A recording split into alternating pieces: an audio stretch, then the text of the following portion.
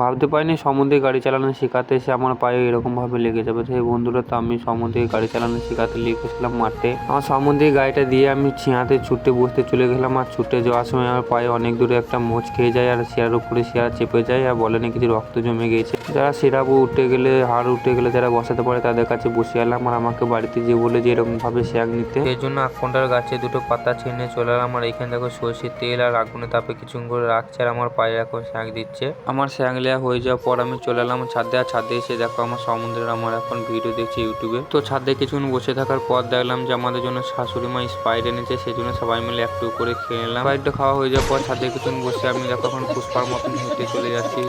তো যেখানে বাউল হবে সেখানে এসে দেখলাম যে এই টেস্টটা রেডি হয়েছে আর সেরকম একটু লোক নেই, তো সেই জন্য আমি চলে গেলাম একটু আমার পায়ের জন্য ডাক্তার দেখাতে। এখানে দোকানে এসে ওষুধটা নিলাম। ওষুধ আনার পর আমি চলে এলাম একটু বক্সের কাছে ঘুরতে। তো দেখো এখানে আজকেও বক্সে তাহলে একটু লোক নেই, কেননা আজকে তো বাউল হবে সেই জন্য একটাও লোক নেই গো। কিছুক্ষণ দাঁড়িয়ে থাকার পর দেখলাম যে বাউল গান শুরু হয়ে গেছে, সেই জন্য আমরা কিছুক্ষণ দাঁড়িয়ে শুনে নিলাম। আর তোমরাও একটু শুনে নাও।